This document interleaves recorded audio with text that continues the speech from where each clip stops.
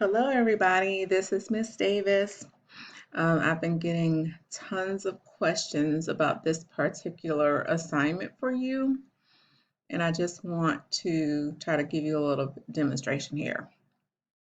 So, you had an opportunity to read the top to find out what was going on, and then you have these strands of DNA. Restriction enzymes are basically what is used to cut a strand of DNA.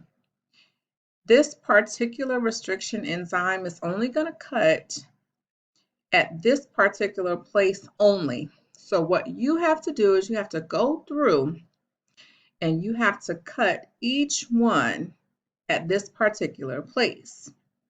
So for example, there will be a cut. Let me see if I can highlight this.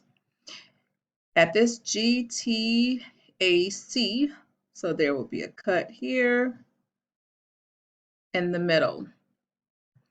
And then there's another one here, GTAC, and there will be another cut in the middle. Then there's a GTAC here, and then there's another cut in the middle. So what I'm going to do at this moment is I'm going to pause this video so I can go through and do the rest, and then I'll come back in just a second. Okay, so what I've done is gone through and highlighted everywhere that this restriction enzyme is going to cut. And you have to forgive my little black squiggly lines, but I tried to put those there as well. Now, what you could do, just for sake of ease, is you could always try to control F it and then type in the GTAC, and then those same things will be highlighted for you.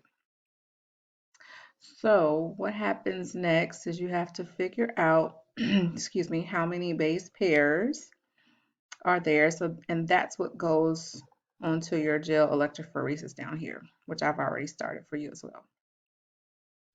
So what you would need to do is go through and count how many base pairs are there.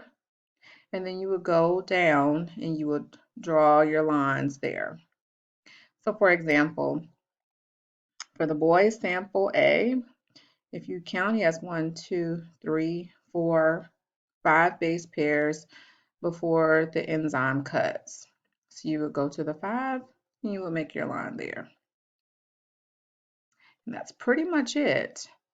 Now, just by looking at this, you can already tell who the boy has cut based off of the skin that was found underneath his nails, because it looks exactly the same on both lines. I'm not going to tell you who that is, but by looking at them here and one of these three, you should be able to decide what that is. Okay, so I'm not going to go through all of these because I do know that some of you all need to go back and make some adjustments to yours, but I just want to reiterate how this goes. So, for example, let's look at the mom sample here. You're going to count up the number of base pairs. So she has 1, 2, 3, 4, 5, 6, 7, 8 prior to the restriction enzyme cutting. You'll go down to sample C, and this is about where the 8 will be. You go back up to mom. She has 1, 2, 3, 4, 5 before the next cut. So you'll stay in column C. You'll go to where it has 5 base pairs, and you'll put the cut there. Then you'll count these. She has 1, 2, 3, 4, 5, 6, 7, 8, 9, 10, 11, 12, 13, 14, 15, 16, 17, and 18. So you'll find approximately where 18 is, and you'll put that there. And then once you've gone through them all, and you have a fully completed gel electrophoresis here, then you should be able to answer these questions at the bottom. So I hope this helps. If you have questions, let me know.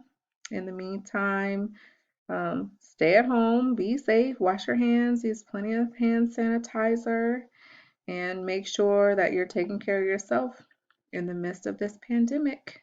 Have a great day.